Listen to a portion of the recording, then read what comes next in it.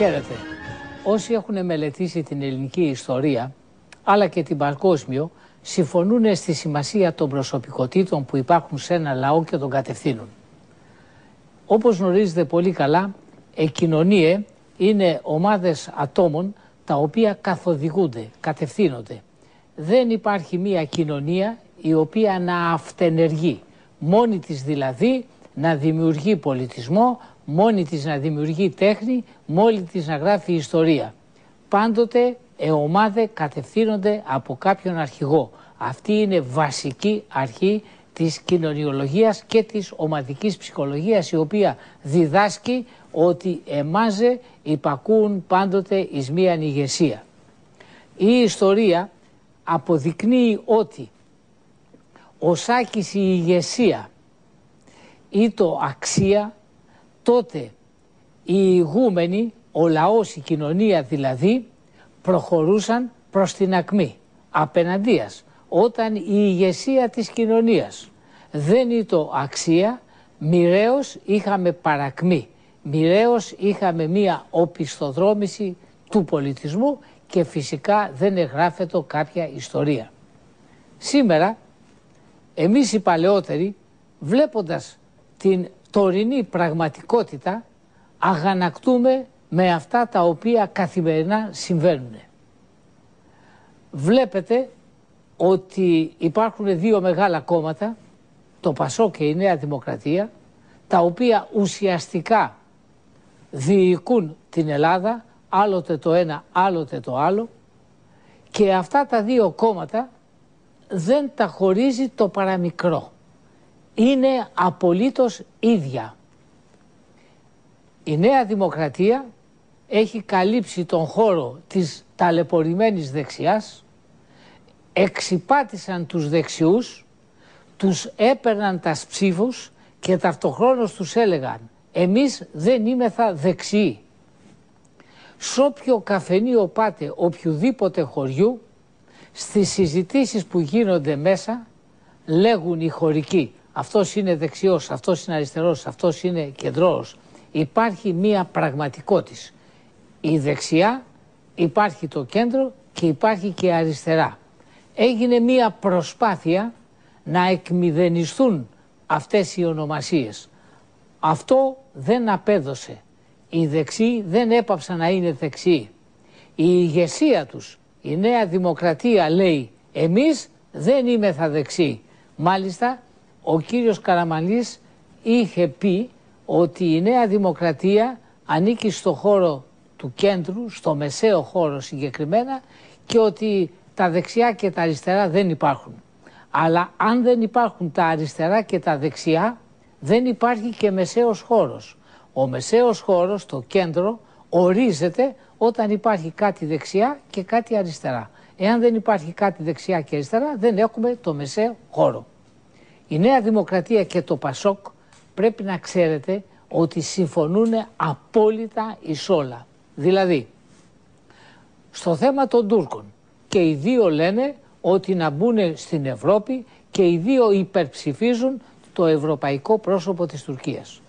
Στο θέμα των εθνικών διεκδικήσεων, και οι δύο λένε, τόσο το ΠΑΣΟΚ όσο και η Νέα Δημοκρατία, είναι σύμφωνοι στο προδοτικόν ότι η Ελλάς δεν διεκδικεί τίποτε. Το σωστό είναι κάτι, ότι η Ελλάς δεν διεκδικεί. Δηλαδή, το ΠΑΣΟΚ και η Νέα Δημοκρατία ταυτοχρόνως μαζί και οι δύο έχουν εγκαταλείψει τους Έλληνας ομογενείς, οι οποίοι ζουν υπόδουλοι στα ξένα εχθρικά κράτη τα οποία μας περιβάλλουν και τα οποία έχουν σχηματιστεί επί ελληνικών εδαφών υποδουλώντας ελληνικούς πληθυσμούς.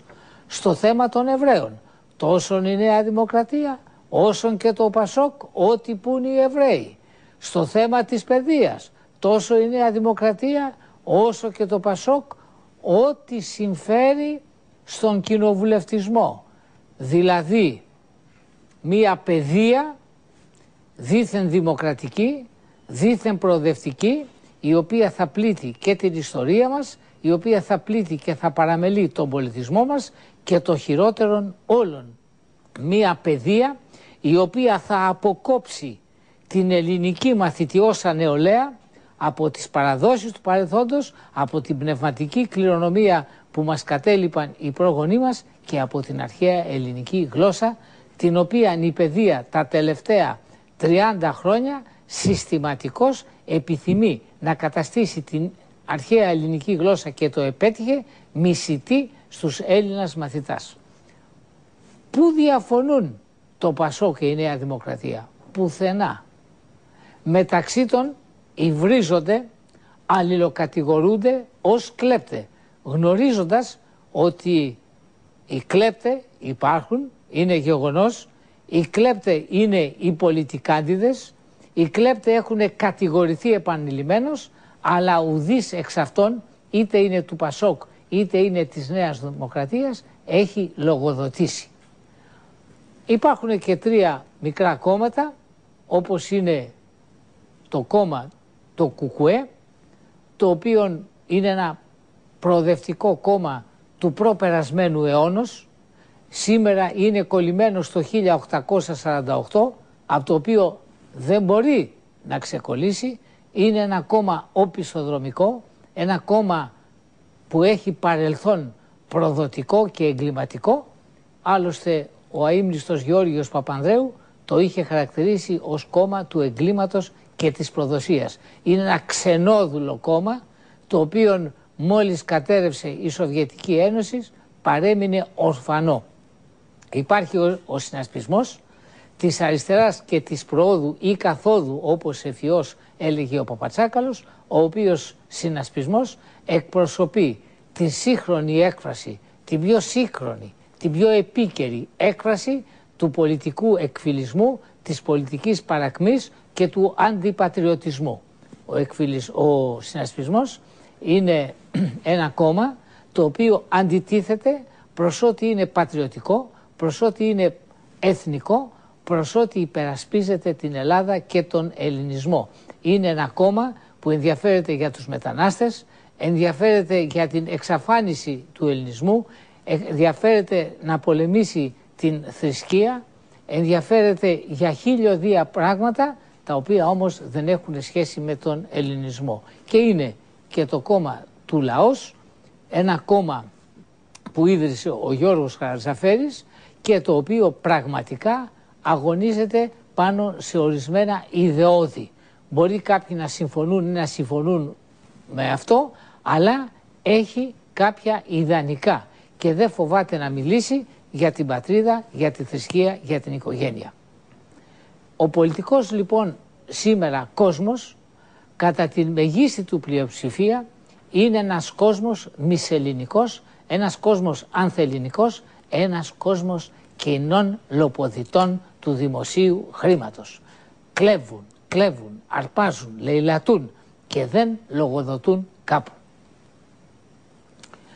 Μέσα σε αυτό το συνοθήλευμα αντιλαμβάνεστε ότι ο ελληνικός λαός παραμένει ακαθοδήγητος, η ελληνική νεολαία δεν έχει κάποιο παράδειγμα, ιδίως όταν βλέπει, όπως προχθές, πριτάνης και αντιπριτάνης να καταδικάζονται εις ποινάς μεγάλας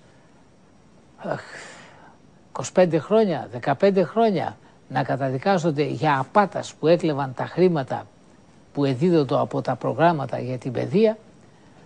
Τέτοια πράγματα δεν συνέβαιναν σε παλαιότερες εποχές. Σε παλαιότερες εποχές δεν μπορούσαν οι μεν να κατηγορήσουν τους δε ως κλέπτας. Δεν υπήρχαν κλέπτε αυτής της ολκής. Υπήρχαν ελοποδίτες, διότι οι πολιτικοί είναι ελοποδίτες. Οι πολιτικάντιδες είναι ελοποδίτες. Δεν υπάρχει αμφιβολία γι' αυτό. Και δεν έχουν και μέσα τους εθνικά κίνητρα στην πράξη τους. Αλλά αυτό το κακό που συμβαίνει τώρα δεν υπήρχε τότε. Υποκλοπές, χρηματιστήριο, ομόλογα, διαπλοκή, το ένα, το άλλο, τα οποία μαστίζουν το δημόσιο βίο, είναι ένα σύστημα εκφυλισμένο, ένα σύστημα το οποίο καταπίπτει, αλλά παρασύρει μαζί του έναν ολόκληρο λαό.